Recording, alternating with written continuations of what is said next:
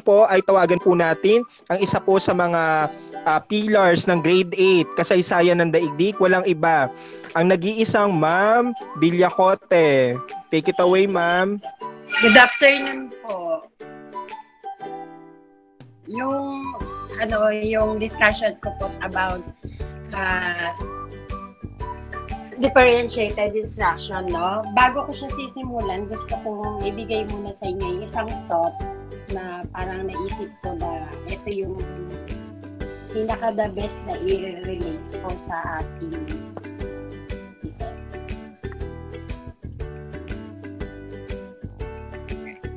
There is no recipe to be a great teacher. That's what is unique about it. So sabi nga ni Ma'am Jenna kanina, no, lahat daw po tayo ay sumagot 100% na malaking tulong yung differentiated instruction. No? Ang tanong doon, no, marami po tayong best practices na nagagamit. Dating ng at the end of the day, masabi natin, nagawa ko ba yung dapat kong magawa? Kasi ako, lagi yun ang tanong ko sa sarili ko, no? Tapos mapapakanta na lang ako, I did my best. But I guess my best, lalo na po ngayong new normal. Yeah. Huwag po kayong maumay dito sa aking, papakita yung samples po ng differentiated instruction. Yeah. Ito po yung mga ginagamit natin. Alam naman po natin, no, sa tayong mga AP teacher, resourceful po tayo. Lagi po tayong nagre-ready. Sabi nyo nga kanina, marami po tayong ginagamit na pwede nating i-ano sa mga bata. Ang tanong po, yung sitwasyon po natin ngayon sa new normal, nami-meet po ba natin siya? So dito po pumapasok yung ginagawa po nating para-paraan, no? Sa word ko po kasi para-paraan. Para po ma-meet po natin na masabi nating wagi ako ngayong araw, no? Yan. Create learning station. Madali lang naman po sabihin, no? Kaya nating gawin yan. Nagagawa po natin siya. Ang tanong po, yung mga bata po kaya natin, nakakasunod po sila. Kasi meron silang different situation. Yung next po, hindi ko na yan i-discuss kasi na-discuss na yung strategies in teaching. Yan. Sa bawat guro po na meron ang AP teacher, although pare-pares po history yung tinuturo natin, meron tayong iba't ibang strategies. Okay, yung strategies po natin, lumalabas po siya according sa needs po ni bata. Minsan, masabi mo, paano ko nagawa kahit parang imposible? Ginamit din po natin siguro yung task card. Target differences. Dito, no, lagi kong naiisip sa target differences, yung lagi kong pinakikiramdaman yung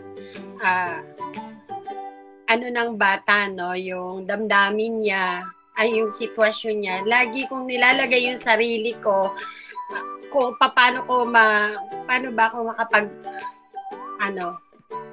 go down sa level ng bata ko, no. Minsan kahit na yung pagiging teacher natin, yung matouch mo yung lives nila, hindi yung learning na ibinibigay mo, pero pag na-touch mo kasi yung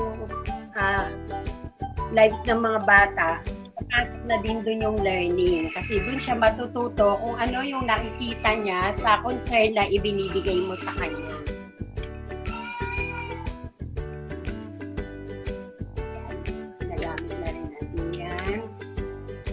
Yan, yung napakahalaga nito, no, yung make time for journey, yung reflection ba nila every day.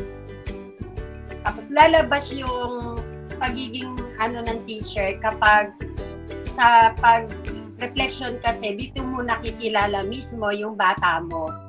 So, sa susunod na lesson natin, makikita mo na dito kung paano mo ibibigay sa kanila yung nararapat nilang matamo sa iyong pagtuturo. Best practices, no? Ito, mga best practices na to, good communication skills, nakita ko lahat to ginagawa natin. Hindi ko na kayo tatanungin paano kayo magkaroon ng good communication skills sa bata natin kasi alam ko naman na all throughout nag-online class tayo, pinipilit natin yung mga bata na pag-online class.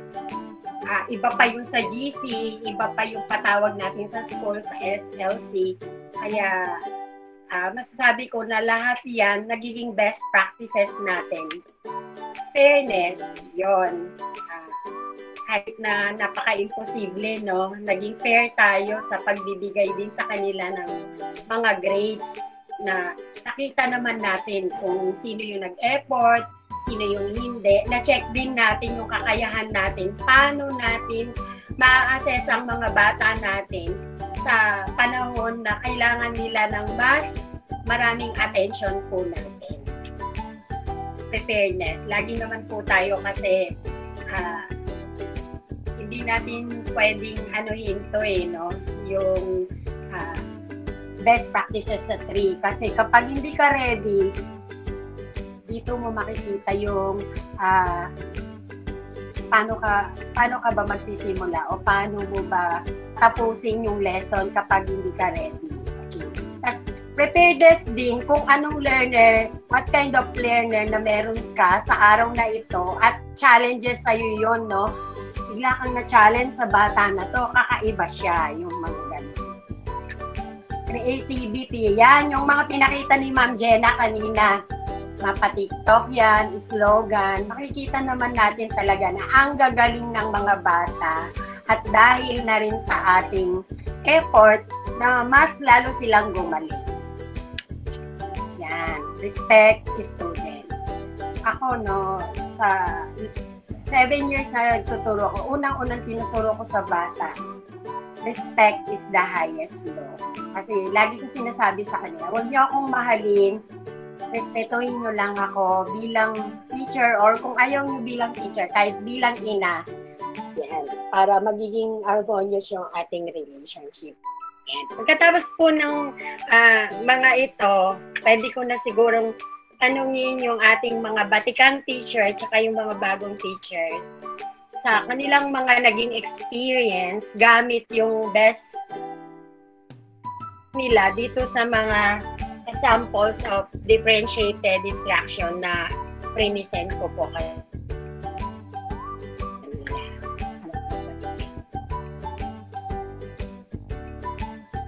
Hello. Yun lang. Ma'am, paulit po ng question, please. Sige po, Bob. Paano po natin masasabi na minsan doon sa mga ipinakita ko sa sample po ng differentiated instruction na naging best po sa grade 10, siguro si Ma'am Cardenas. Ano yung, sorry, hindi ko na-observe yung tanong. Ano yung pinakatanong mo, ma'am?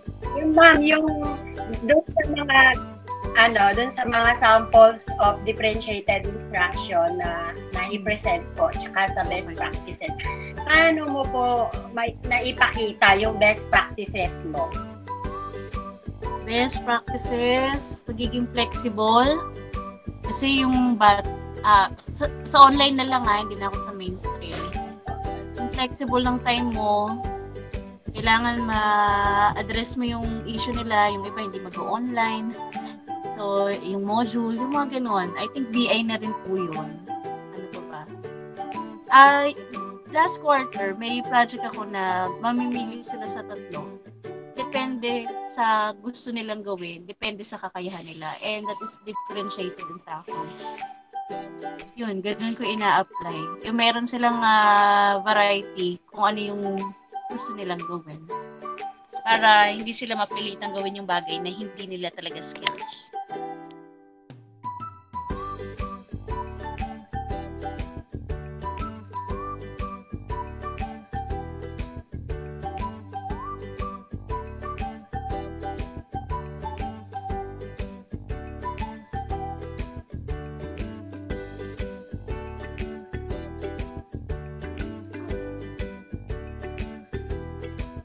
Ma'am, nakamute ka po, ma'am. Ano? Ako? Yan. Sorry ha. Kasi nawala. Oh. Yan. Wala Ano ako. naman po, sa team, ano ba yun? Sa grade 9 po. Tawagin ko po si Sir Clint Dasico. Hi po ma'am, good afternoon po. Yun lang po. For differentiated learning po, yung what I learned po, sabi po sa akin ng nag-train po sa akin last time, is less is more. So, ang dahil po kasi, may napansin po ako ibang ano po, sa student teachers po sa mga student teachers po, na meron po isang student teacher na parang ang dami niyang mga ang dami niyang differentiated instruction, ang dami niyang activities, but the problem is, yung pagka-connect, yung pagpa-process niya, how will they apply in real life? Parang ganun po yung naging problem. So, para sa akin po, in my own teaching po, sa teaching process ko po, okay lang po magkaroon po ng differentiated instruction. 1 or 2, it's okay. Basta po, as much as possible po, malilink po siya dun sa buhay ng bata. Kasi pag hindi po, ang nangyayari po kasi minsan, giging pong quantity versus quality. Nawawala po yung kalidad nung pagtuturo mo sa mga bata. So, kumbaga para for lang siya, for show class lang, parang ganun yung dating. So, yun lang po. Maraming po salamat. Okay, salamat, sir. Sabi ko nga, no, na ipapakita nyo talaga yung mga best practices nyo. Sabihin man natin 10, 20 mga differentiated instruction. Pero iisa lang o iilan lang talaga na lalabas talaga yung tunay na ng isang teacher. Kasi depende nga yun, wala pong siyang recipe. Sa grade 8 teacher, wag na po, hindi na ako magtatawag. Pero sa grade 7, tatawag po ako ng 2 ha. Unahin po natin sa mas bata. Ma'am Mary Ann Mataverde. Yes po, ma'am. Yung differentiated instruction. Sa amin kasi sa grade 7, personally by experience, kasi minsan mga bata kapag ang dami mong gustong ipagawa sa kanila, lalo na sa grade 7, natatamad. Doon tayo sa Yung face to face opo, tsaka makatotohanan. Depende po talaga kasi siguro depende sa command ni teacher yung tawag dito sa nawawala ako sa performances or sa instruction. Depende talaga yung hindi dapat nila maramdaman na ano ba yan, meron na namang performance task na hindi naman natin kayang gawin, ganyan. And then, yun nga, base dun sa sinabi din ni Sir Clint, dapat yung mas magagamit din nila. And then, mas applicable din sa kanilang lesson, ganun. Kasi nga, merong mga gusto natin i-inject sa kanilang lesson or dun sa ating lesson. Kaso, ang tanong, kaya ba ng wait lang po. Kaya po ba ng bata? So, kaya po ba ng bata? So, yun lang po kasi may tumatawag po sa akin. Thank you Okay. po. Thank you, Ma'am Bata Verde. Okay, last na po si Ma'am Nairaida Celestino. Hello po. Magandang hapon po sa ating lahat. Dahil kami ni Ma'am Katande, Ma'am Cipriano, ay laging nag-uusap sa mga gawain, lalo sa PowerPoint presentation. When it regards sa ating tinatawag na instruction, ang madalas po namin ginagawa ay kamustahan. Kasi kailangan talaga yung kamustahan sa mga bata. Kasi doon mo mawiwin, no? Doon namin pinaparamdam sa kanila na sa kabila na meron tayong pandemya ay nandito yung guro o ano man yung mga problema na nangyayari, kung bakit minsan hindi sila nakaka-online o minsan may bigla silang nawala, nagkakaroon kami ng kamustahan palagi. Pati doon sa mga modules nila para hindi sila natatambakan ng kanilang magawain. And then, para din kami ni Ma'am Cipriano na although ang hirap gawin, alam ko lahat yan sasabihin ng ating mga co-teacher, yung respect students na dapat naman talaga ating gawin, pero minsan, yung para bang nagsasalita ka, tapos yung mga bata, hindi sila sumasagot. Yung alam mo yung gano'n na nasa online class ka, pero mga bata hindi sumasagot. Ang ginagawa namin ni Ma'am Cipriano, in her behalf na lagi ko na rin sa kanya, alam niyo naman ako yung temper ko minsan eh. Sabi niya sa akin, ma'am, ganito na lang, iparamdam natin sa bata na dito sa online class ay willing tayo na makinig sa kanila. Kaya kailangan iparamdam nila sa atin. Respeto natin sila, iparamdam nila sa atin yung sa pamagitan ng pagsagot. Yung pagbukas lang ng camera on, kapag sila ay tinatawag, ay binibigyan namin ng importansya yun. Binibigyan namin ng very good.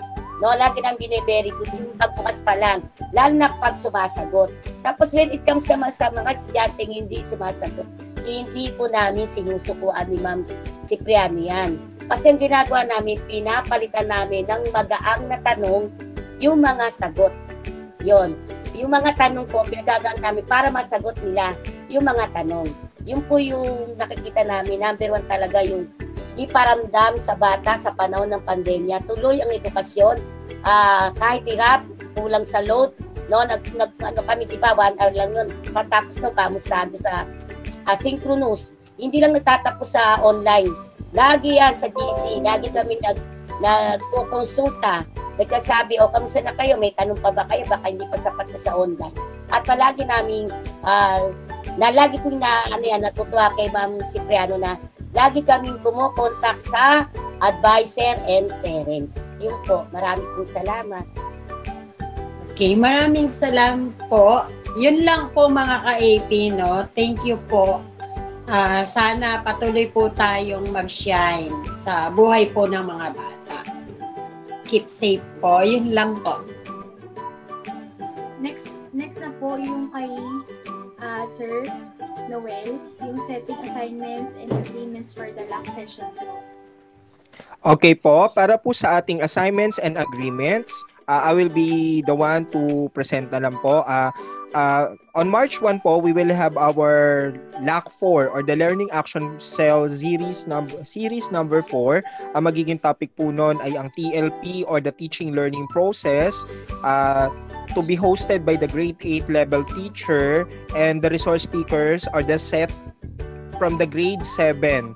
Sila Ma'am Mataverde, Ma'am Celestino, and Ma'am Cipriano. And the expected output will focus on the skill enhancement of teachers focusing on TLP or teaching learning process. Pagdating naman po sa LAC 5 and LAC 6, ang magiging topics po natin ay ICT and critical thinking and art of questioning. And ang output po, this will be conducted by the grade 9 and the grade 10 teachers to be presented next month. Next month ko po ipapresent yung ating magiging program flow po nito. So, with that, and last po natin yung LAC 6 and LAC 7 and LAC 8. Ang topic po natin doon ay mentoring and coaching at ang learning assessment tools with the continuous improvement plan that will be conducted by April or May. So that's it po. And for final words po, Sir Noel, ready na po ba?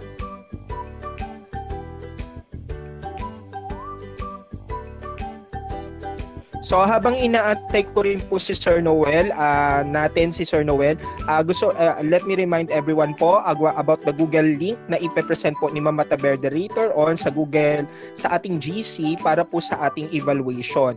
And that will be our reflection. Yun na po yung ating reflection pagdating po na yung output po natin sa MOB. Kaya po tayo meron laging evaluation as a sort of attendance and a reflection output po. Ayun na po yun. So, kaya po meron po tayong Google Drive kasi doon po natin makikita kung ano-ano po yung mga documents per LAC at ano pa po yung mga MOBs na pwede nating i-fill out para ma-accomplish po natin yung RPMS.